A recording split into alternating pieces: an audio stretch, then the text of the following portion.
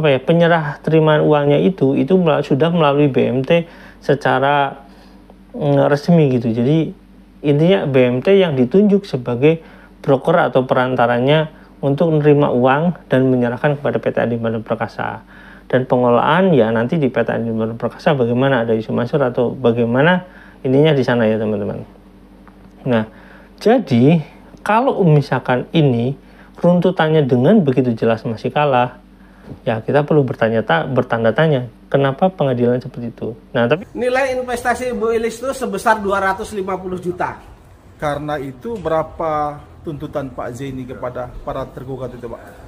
Seluruhnya baik itu kerugian material maupun imaterial itu 5 miliar 75 juta. 5 miliar 75 juta dari 250 juta. Iya.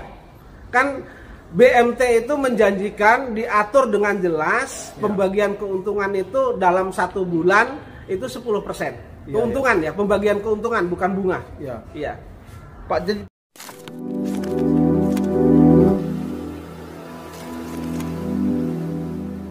Assalamualaikum warahmatullahi wabarakatuh. Welcome back to my channel Detektif D. Ya teman-teman, kita lanjut ke kasus batubara ya. Nah, saya kebetulan pernah ke Kota Bogor pada saat itu ya, ke kota wisata.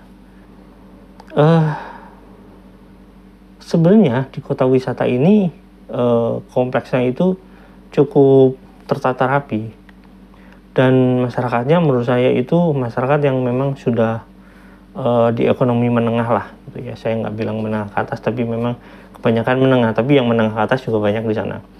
Nah, kebetulan kalau di kasus batubara ini jamaahnya memang kebanyakan dari sana, tapi banyak juga yang dari luar sana. Artinya korbannya itu ikut serta dari luar daerah sana itu karena memang orang-orang yang misalkan yang katakanlah jadi ranger itu juga menawarkan kepada orang-orang yang di luar jamaah Masjid Darussalam. Oke, tapi sebelum saya bahas ke sana ya teman-teman, kita bahas dulu pernyataan Pak Jen ini yang katanya mau melaporkan, ya sudah melaporkan kali ya. Tapi ini kasus keperdataan lagi tentang investasi yang berbeda, orangnya gitu yang melaporkan. Yuk, check it out.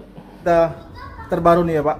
Ya betul. Apa yang mau diberitakan nih Pak? Silakan ya, Pak. Jadi begini Pak, dari beberapa minggu yang lalu atau mungkin 1-2 bulan yang lalu kan saya sudah mengabarkan bahwa berkaitan dengan investasi batubara JBN yang digalang oleh Ustadz Yusuf Mansur atau diinisiasi oleh Ustadz Yusuf Mansur itu kan investornya banyak Pak. Ya.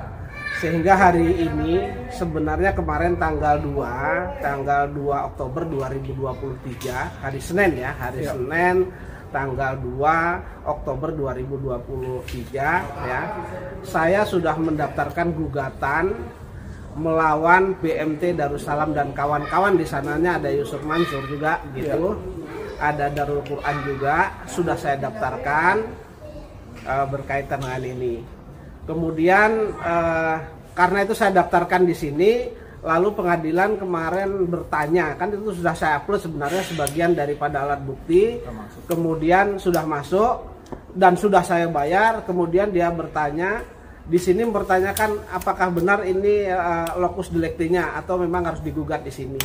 Jadi saya hari ini mendatangi Pengadilan Negeri Kota Bogor ini menyampaikan bahwa sesuai dengan perjanjian yang ada, para pihak yang saya wakili, klien saya Ibu Ilis Siti Rohmah ini dan BMT Darussalam sudah melakukan pilihan hukum. Kalau terjadi masalah apapun dengan investasi batubara yang ditandatangani itu akan diselesaikan melalui melalui Pengadilan Negeri Bandung, Pengadilan Negeri Kota Bogor begitu Pak. Jadi sudah saya masukkan, dan kemudian petugas tadi mengatakan insya Allah hari ini juga insya Allah nomornya keluar Pak begitu. Jadi sekarang yang menggugat ini adalah Pak Ibu Ilis. Yang menggugat investornya adalah Ibu Ilis Siti Rohmah, penggugatnya.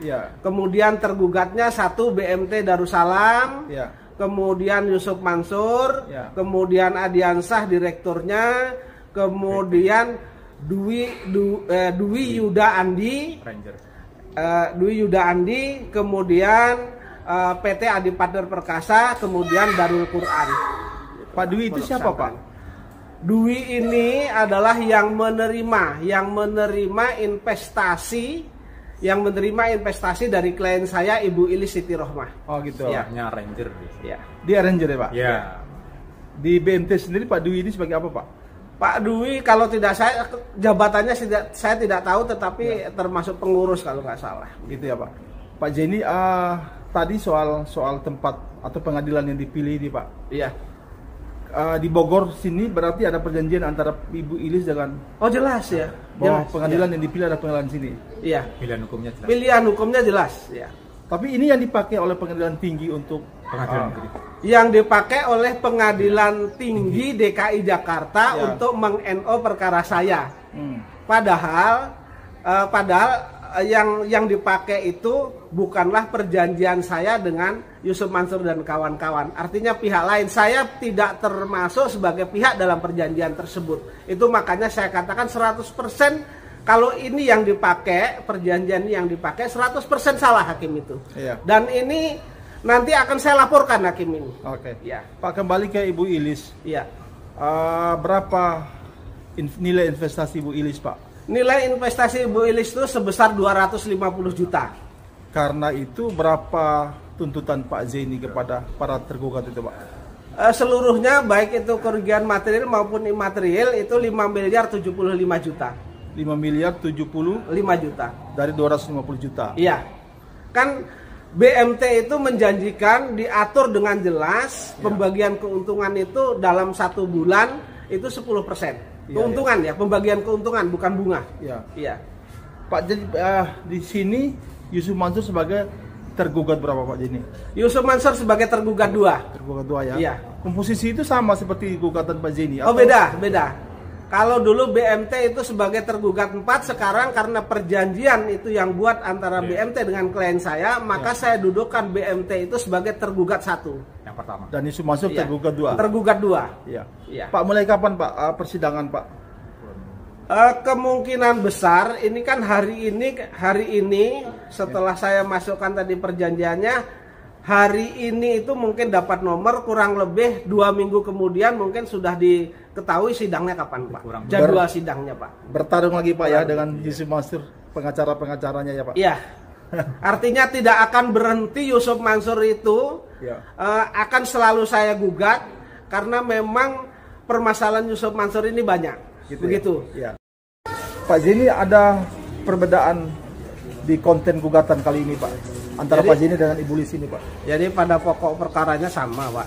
Pada pokok perkaranya sama, hanya pengadilannya saja berbeda karena kan memang pilihan hukumnya berbeda-beda. Iya. Tetapi kalau kata perkatanya tentu berubah Pak. Oh gitu. Iya. Pak Jenny, kita berkabar terus ya tentang proses perkara di sini ya Pak. Baik Pak. Kita. Baik, jadi artinya begini Pak, ini kan perkaranya Yusuf Mansur yang saya pegang ini, ini kan sudah menjadi konsumsi publik Pak. Ya. Jadi saya akan terbuka kepada media, baik itu media cetak maupun elektronik maupun macam-macam media lah, saya akan terbuka karena saya menginginkan bahwa memang karena ini sudah dibuka ke publik, jadi publik harus tahu Pak. Harus tahu ya. Iya. Oke, kita berkabar terus setiap sidangnya Pak. Setiap perkembangan akan berkabar, terus kemudian siapa yang jujur biar juga masyarakat tahu Pak, publik tahu. Artinya apakah saya itu mengajukan gugatan berdasarkan ketentuan hukum dan berdasarkan bukti atau tidak, biar publik juga tahu. Tingkat kejujuran itu yang akan saya tunjukkan kepada publik Pak.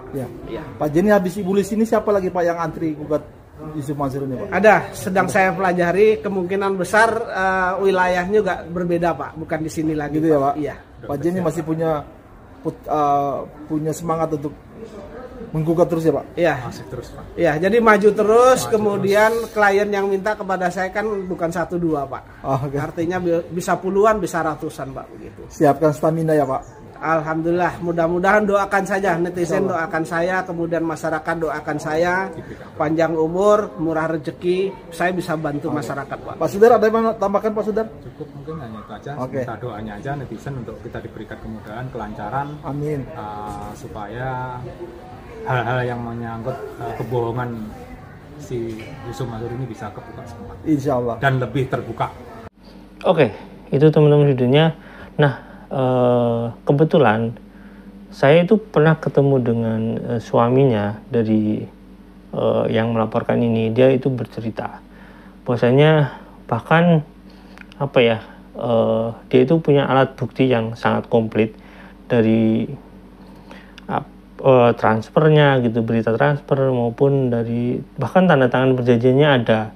Terus beberapa hal yang memang terkait dengan klausul-klausul itu memang dia sangat tahu persis bahwasanya itu dia ikut karena memang di PT Adi Bandar Prakasa itu katanya ada Yusuf Mansur gitu, dan di sana ada perjanjian memang pada akhirnya yang menerima itu PT Adi Bandar Prakasa gitu. Jadi koperasi itu sebagai semacam broker lah, perantara gitu.